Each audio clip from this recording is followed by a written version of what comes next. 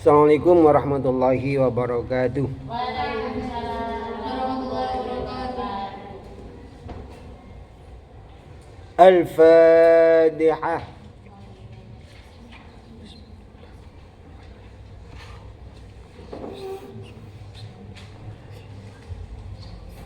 Bismillahirrahmanirrahim. Qala Allah Ta'ala qala Rasulullah sallallahu alaihi wasallam qala al-mu'allif rahimallahu ta'ala nafa'ana Allah bihim bi'ulumihim bi'asrarihim. Aman dana qaraman dam dalina rahmatin fid daraini amin Allahumma. Bismillahirrahmanirrahim. Ahlis wa dha alla tazida bi ta'atin illa taqarrub min ilahika dzil kala. Bismillahirrahmanirrahim. La taksudanna ma'ahu ila gharadid dana kathana'ihim aw nahwi dzaka tawassula. La taksudanna ojo nejo temen sira ma'ahu serta taqarrub ila gharadid dunya maring bondo dunya kathana'ihim kaya ngelemin nas auto khalqun aw nahwi dzalik utawa padane mengkono mithila tawassulan gawe pelantara. Hadat tasrih utawi kila penjelasan wal makna utawi maknane iku la taksidanna ojo nejo temen sira mata karubi serta ni gawe keparek ilallahi ta'ala dumateng Allah ta'ala at-tawassula ing gawe lantaran ila ghardi dunya maring pondok dunya kathanail khalqi kaya ngelemi makhluk au nahwi dzalik padane mengkono-mengkono sana kamahabbatim kaya demeni khalqun wa yakuna lahu waq'un indahum wa yakuna lan yen ono lahu kadi wong apa waq'un ketumibanan utawa posisi indahum indal sanding khalqun. Qala al-Ghazali rahimallahu ta'ala wa dzalika mithlu ayyasuma wa dzalika tu mengkono-mengkono at-tawassul iku mislu ayyasuma padane yen to poso sapa wong lian tafi'a supaya ngalamu fatwa bil hamiyati kelawan pangerksa al hasilati kang hasil bi kelawan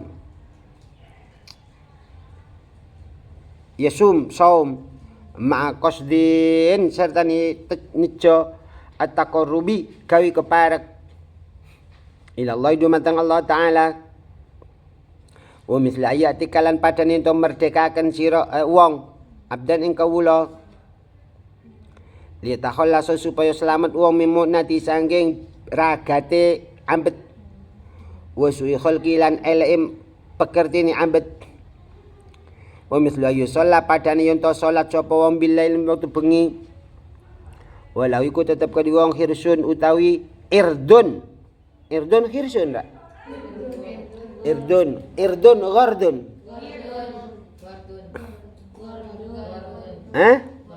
Kabeh ghardun utai sejak fi daf'ina nu'as ing dalem nolak ngantuk anu sanging wong liyuraqiba supaya neliti utawa ngawasi sapa wong rihlahu ing kendaraane wa ahlahu lan ing keluargane au ya ta'allama utawa yen to belajar sapa wong al ilma ilmu liyakuna supaya on wong azizan iku kang mulya bainal ashirati ing dalam andarani kaum. Qala Said Abdullah Al-Haddad fi Nasaihi inal kitab Nasaih falladhi ya'malu liqasdi taqarrubi ila Allah ta'ala wa talabu mardatihi wa thawabihi huwa al-mukhlis. Falladhi mokote perkara ya'malu ngamal ladhi liqasdi taqarrubi karana nejo taqarrub nyedak ila Allah dumateng Allah wa talabi mardah lan nyupri ridhone Allah wa thawabihi lan kanjarane Allah. Wa utailadi al-mukhlisu iku kang aran ikhlas. Waladi te perkara wong ya malu ngamal ladzi lillahi karana Allah. Wa limara atin nasilan karana pamir menungso. Huwa utailadi kul marai wong kang pamir Wa amalu ta'amali wong alladhi iku ghairu magbul ora den trimo. Walladhi te perkara yang malu ngamal ladhi lima ra'atin nasi korona pamir menungso fakot moko bloko. Walau la anas lamun ora ana te menungso iku maujud. Lam yakmal ora ngamal sapa wong aslan babar blas. Amruhu te perkara ladhi iku hatarun dan kuatiraken utawa bahaya. Hailun kang medeni. Waria utawi riyae wong. Riyaul munafiq ku riyae wong munafik. Na'udhu nyondok so ingsun billahi Allah ta'ala min dalika sanging riya. Wa nas'alu nyuwun ingsun Allah ta'ala ing Allah ta'ala. Wa nas'alu nyuwun ingsun ing Allah al-afiyata ing selamat min jamil baliyat sangi sekabehane pira-pira rekoso utawa cobaan al-i'rab akhirih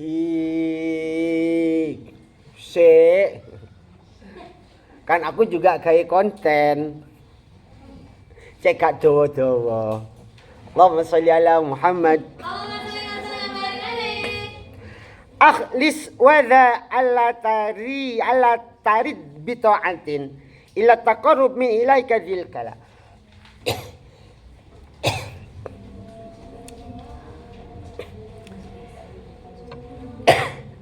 Di bagaimana caranya kita selalu Allahumma di mana ikhlas itu ada 3 derajat.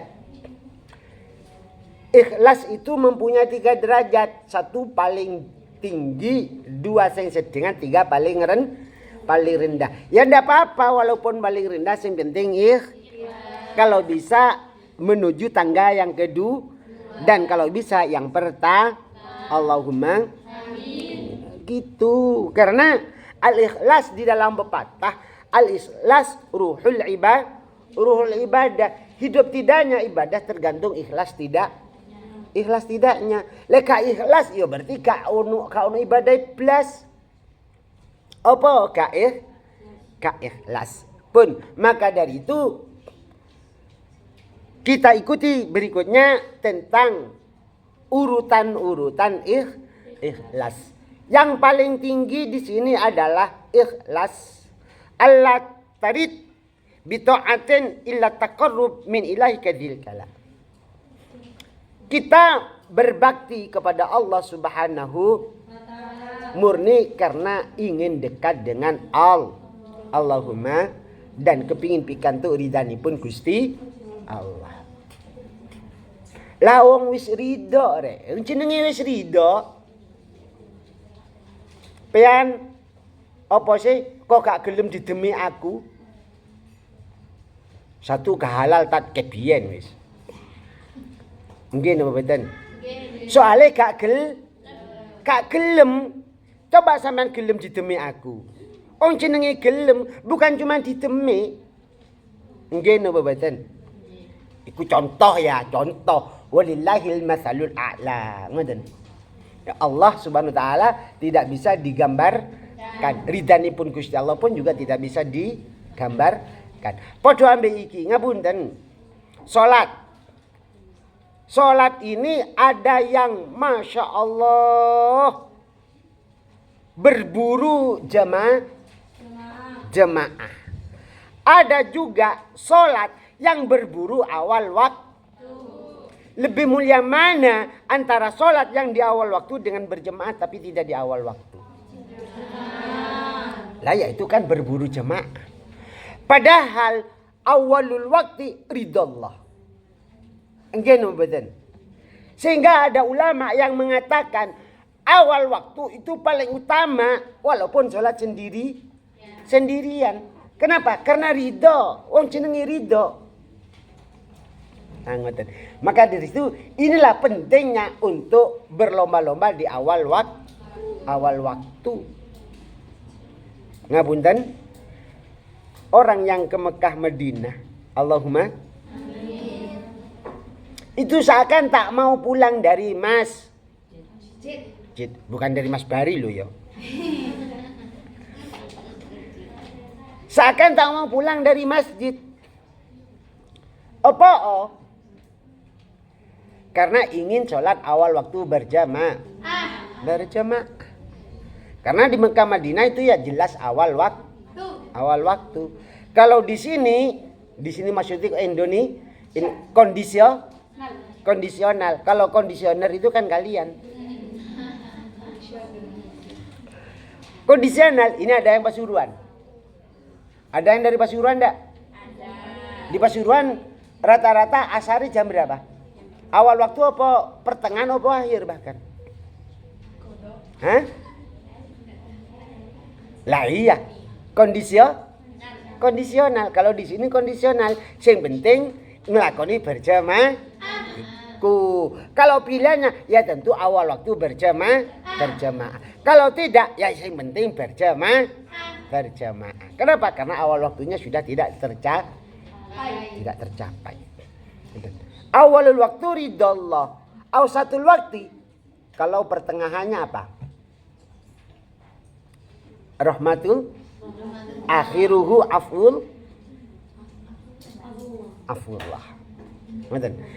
Pokoknya kita selagi melaksanakan sholat di tepat waktu, tetap akan dapat tetap akan dapat faidah, tetap akan dapat fadilah. Tetap itu entah kita minta atau tidak. Lah, di sini adalah pertama derajat ikhlas paling mulia adalah at-taqarrub ilallah, hanya ingin menggapai ridhanipun Gusti Allah. Allahumma. Makanya ini derajat yang paling ikhlas yang paling tinggi, hanya ingin menggapai ridhanipun Gusti Allah. Karena Allah sudah ridho, maka ya gampang segalanya. Segalanya akan mudah tercapai. Kenapa? Karena sudah ridho. Ngoten. Pun derajat yang kedua adalah at-taqarrub ilallah subhanahu wa ta'ala, mendekatkan diri kepada Allah subhanahu wa ta'ala, mengharap pahala. Di samping mengharap pahala, takut akan dosa, takut akan siksa. Ini juga ikhlas. Masa wong ibadah kok di neraka? Ya tidak apa-apa. Oh memang kita dianjurkan takut dari siksa api. Wong Rasulullah juga berdoa agar terhindar dari siksa api neraka. Kan berarti dianjurkan. Samunuki begitu juga Allah Subhanahu wa taala lewat Rasul sallallahu alaihi wasallam mengajarkan kita agar supaya kita ini menjadi orang yang kaya. Dengan kata lain, istina'anin nas. Bagaimana cara penampilannya penampilannya oke. Makanya Rasulullah berdoa, Allahumma wasi' dari. Ya Allah, luaskanlah rumahku. Oh jenengi rumahnya luas. Masa 6 kali 8? Si ruang tamu, kamar, dapur, si jeding. Ya ku duduk luas ngono iku. Lah gitu. Jadi kita juga dianjurkan ke sana. Pun. Jadi derajat ikhlas kedua adalah mengharap ridhanipun Gusti Allah sembari mengharap pahala dan menghindari dari siksa. Itu juga ikhlas. Ini derajat kedua. Derajat paling rendahnya adalah at-taqarrub ilallah, mendekatkan diri kepada Allah. Hanya satu tujuannya memang dekat dengan Allah. Tujuannya yang kedua adalah ingin sukses di dunia. Masalah di sini ada contohnya sampai membaca surat Waqiah untuk kaya boleh. Ya dipersilahkan. Tapi ingat yang memberi kaya adalah Allah Subhanahu wa taala. Maka jangan salah. Kalau sudah niatnya membaca Waqiah hanya ingin kaya, berarti nggak ada taqarrubnya sama sekali. Banyak ada orang yang menghadiri majelis sholawat ingin lunas hutang. Salah. Ingin kaya. salah. Nggak ada hilasi sama sekali. Silakan baca surat waqi'ah. Ingin kaya, tapi di samping itu jangan lupa taqarrub ilal, mendekatkan diri kepada Allah Subhanahu wa taala. Ini derajat ikhlas yang ketiga. Padahal ngapunten nggih, surat waqi'ah itu kan tidak ada hubungannya sama sekali dengan rizki. Mungkin mboten. Kenapa kok dikenal dengan apa? Surat yang lancar rizki, padahal tidak ada hubungannya sama sekali dengan rizki. Adanya hubungannya dengan idza waqa'atil waqi'ah laisa liwaqa'atiha kadhiba idza rujjatil ardu al-ayah. Sudah suwe golek sampai mari. Mana yang menerangkan tentang lancarnya harta? Tidak kan? Tapi bagaimana caranya selalu ingat akan akhirat. Kenapa kok dikatakan lancar rezeki? Karena orang yang selalu ingat akhirat biasanya dosanya sedih. Lah kalau sudah dosa sedikit baru lancarnya rezeki. Di situ sebenarnya engkau mau waqi'ah kepingin kaya, akhirnya gak kaya-kaya, waqi'ahnya yang disalahkan. Lah keliru banget. Keliru banget gitu. Podo ambek tazawwaju rabiyo. Soalnya di dalam rabi itu Allah akan memberinya lancar rizki. Begitu rabi kok rizkinya seretok, apa rabi ini yang disalahno? Lah gitu nggih. Jadi semuanya itu adalah hak Allah Subhanahu wa taala. Dipersilakan baca waqi'ah, dipersilakan banyak istighfar.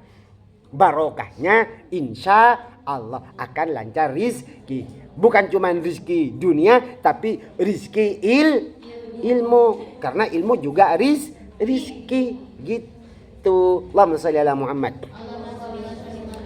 Karena sedikitnya dosa mengantarkan kita kepada mudah tercapainya harapan. Sedikitnya dosa mengantarkan kita kepada mudah tercapainya harapan. Maka dari itu la taksudanna mahu ila ghardid dana katanaihim. Maka dari itu di dalam beribadah la taksudanna, jangan mempunyai maksud tuju. Ini di dalam ibadah loh ya. La taksudanna, di dalam ibadah jangan bermaksud tuju. Wan ila ghardid dana, untuk suksesnya sesuatu yang hina. Sukses mendapat banyak pengikut, sukses mendapat banyak pujian, sukses mendapat banyak job. Itu bukan seperti itu. Kasana ihim au nahwidzalika tawassula. Ngoten. Nah, la taksudanna ma ila radidana kasana wa nahwidzalika tawassula di sini mempunyai dua pemahaman. Satu adalah an-nahyu an admi qasdi taqarrub. Di dalam beribadah jangan sampai tidak ikhlas. Sulit, iya sulit ket biyen sulit. Kabeh ket biyen iku sulit. Ulama-ulama juga banyak untuk memerangi diri agar supaya bisa ikhlas. Banyak memerangi, butuh riyadhah, butuh riyadhah, semuanya butuh riyadhah. Kesuksesan butuh riyadhah. Kesuksesan apa saja butuh riyadhah. Sukses dekat dengan Allah butuh riyadhah. Sukses aku dekat denganmu butuh riyadhah. Sukses di dalam dunia butuh riyadhah. Semuanya butuh riyadhah. Apalagi ilmu gak diriyadhai. Ya. Ilmu kudu tirakatmu apa nang ilmu? Nah kan gitu. Padahal pepatahmu sudah jelas, proses takkan pernah mengkhianati hasil. Sudah jelas itu pepatah kalian. Tapi kenapa kalian kok gak pernah proses untuk sukses ilmu? Karena sukses ilmu berarti sukses segalanya. Allahumma. Bukti ini apa? Yo sampai tuwek koyo iki. Sampai tuwek kaya iki, ngaji gak lancar-lancar, maca kitab gak iso-iso. Itu bukti bahwa itu tidak ada prosesnya sama sekali. Na'udzubillah. Aku gak ngomong wong situ lho ya kabeh lho ya. Lek ngomong wong situ iku duduk keterangan jenenge. Atau empat kita bicara. Ya apa lagu ni? Empat mata. Allahumma shalli ala Muhammad. Ngeten. Jadi pertama adalah adami qasdi taqarrub ila Allah Ta'ala. Di dalam beribadah, ya apa carane bisa ikhlas. Oh, gak iso ikhlas, wis milok guru ngono ae lah.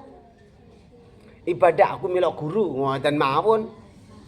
Karena ikhlas sulit. Kalau milok guru kan milok tangga. Lah ngoten. Karena guru itu tang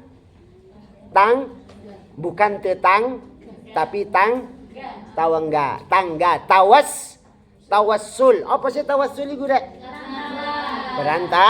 Perantara. Karena besok di akhirat kalian itu gak iso mengandalkan amal. Kita semua ndak bisa mengandalkan amal tanpa gandolan neng guru. Guru mau begitu juga gak bisa mengandalkan amale, gak bisa mengandalkan banyaknya santri lan sak piturute, tetap gandolan neng gurune lagi, gurune sampai kepada Rasul sallallahu alaihi wasallam. Maka dari situ pentinglah punya sanad ilmu. Lek gurune neng Google ya gak iso nyampe neng Rasulullah besok di akhirat. Apa Google enggak sampai neng Rasulullah. Ngoten gitu. Jadi penting banget punya sanad ke satu. Kedua, an-nahyu an qasdi taqarrub ma qasdi tawassul ila gharadid dunya. Sebenarnya yang kedua ini adalah pantangan untuk derajat ikhlas yang ketiga. Qasdut taqarrub juga qasdut tawassul. Itu kan derajat ikhlas ketiga. Di dalam bait ini yang kedua adalah pantangan di dalam beribadah agar supaya tidak untuk kemewahan dunia. Kenapa? Ngapunten nggih. Sebenarnya semuanya itu kan sudah ditetapkan oleh Allah Subhanahu. Kalian itu sudah minta kepada Allah apakah rezekinya nanti lancar. Sudah minta apa belum? Kapan? Tidak. Kapan? Tidak juga. Ayo kapan? Bahkan kamu sudah minta suami, bahkan kamu sudah minta matinya ketika di dalam kandungan. Setelah di dalam kandungan itu namanya qada mubram.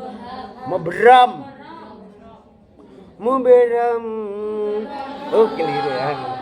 Qalbi bi hubbika mubram.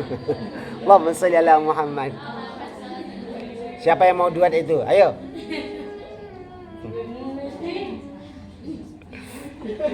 Seperti kalian jadi perempuan, aku jadi laki-laki. Itu tak bisa begitu juga jodohmu. Jodohku. Asik. Jadi jodohmu takkan mungkin begitu juga rizkimu tak mungkin tertukar. Lah, maka dari itu dengan bait ini arahan dari musonif mengarahkan kita bagaimana caranya ibadahnya bukan untuk sukses dunia. Kenapa? Karena sudah minta dan sudah ditutup. Permintaan sudah ditandatangani. Akhirnya alastu birabbikum qalu bala sahidna stempel. Nah, itulah permohonan kita di dalam perut ibu kita masing-masing. Semoga ibu kita selalu dalam lindungan Allah Subhanahu wa taala. Allahumma amin. Kalian masih calon-calon ibu, masih calon ya. Calon ibu. Wong pacaran belum punya. Hah? Sudah punya. Sing ndi sing wis pacaran niku?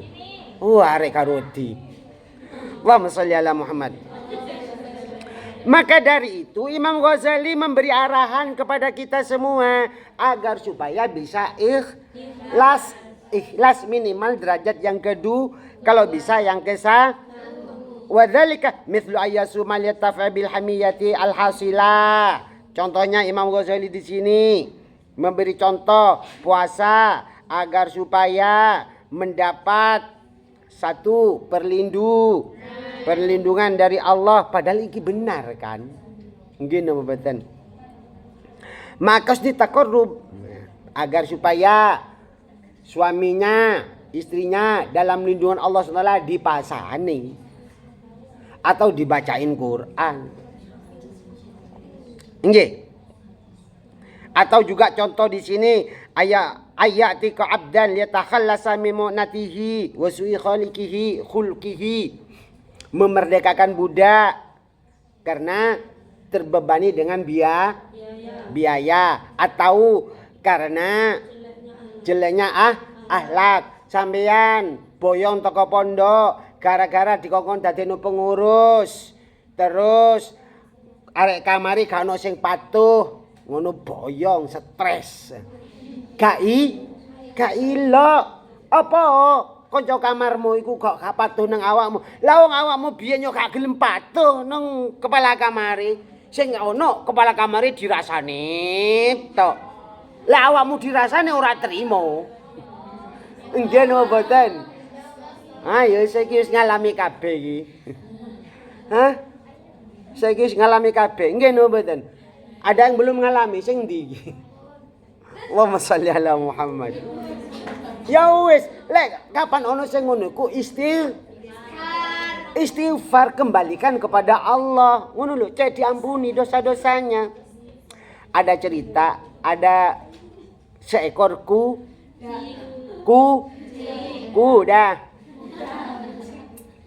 kuda dimiliki siapa saja nakal, masya Allah. Kuda nakal deh. Gak sampean tok nakal ya.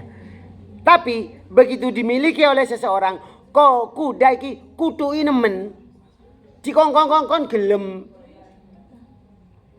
Dikongkon-kongkon gelem. Tibae apa? Ya ternyata memang orangnya ikhlas. Ambil kudanya dijak istighfar. Kudanya dijak itu dodo cerita yuk. Dan nggih. Allahumma sholli ala Muhammad. Jadi sekali lagi kembali suamimu doain, iya. Tapi doanya kudu ingkang sifati murid ingkang bagus. Lah aku ngomong suami kok ya berarti istri. Istri ingkang bagus, Allahumma. Ini doakan suamimu nanti. Sekarang orang tuamu dan gurumu. Kenapa? Karena dirimu semakin banyak mendoakan kedua orang tua dan guru, otomatis dirimu akan lebih mudah menggapai harapan.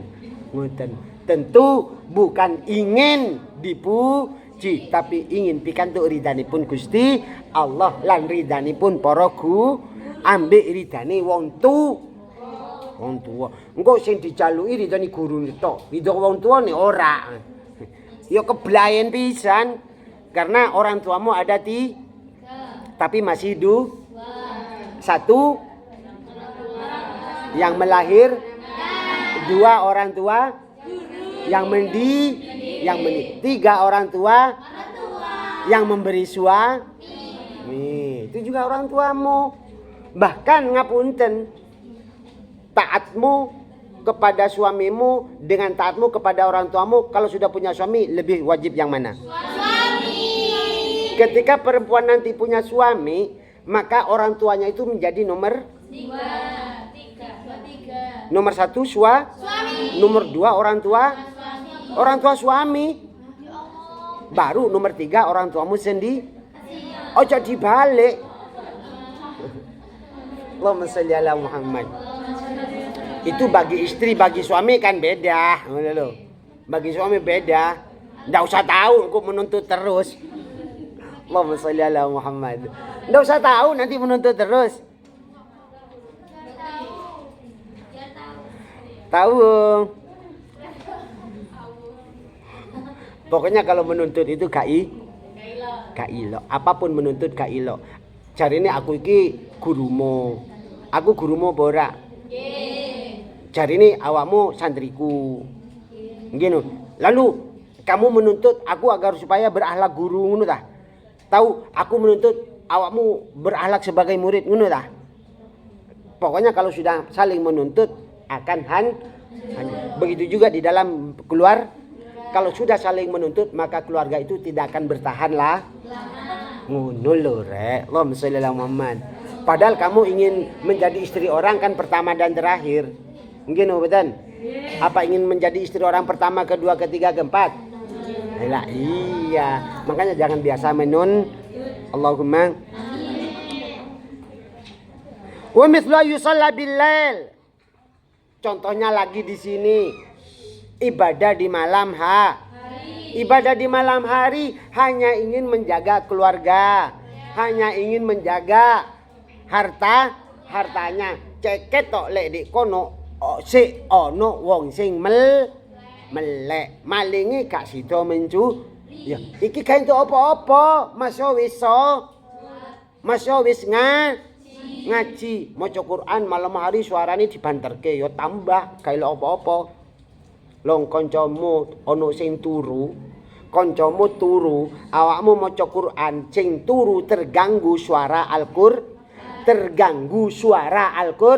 apalagi suara berot. Terganggu suara Al-Qur'an, yang maca Al-Qur'an gak entuk ganjaran. Sing maca Quran gitu gara-gara koncone tergang waktu turu. Lah pas saiki turu ya beda urusan. Ngoten. Allahumma sholli ala Muhammad. Gitu, masya Allah. Maka dari itu di dalam beribadah bagaimana caranya adalah selalu pingin ridhonipun Gusti Allah Subhanahu wa ta'ala. Ya karena kita itu hidup di dunia, mintalah sesuatu kepada Allah Subhanahu wa ta'ala. Walaupun itu ikhlas yang kedua atau yang ketiga. Daripada gak ikhlas. Kita tutup iki dulu ya. Allahumma shalli ala sayyidina Muhammad.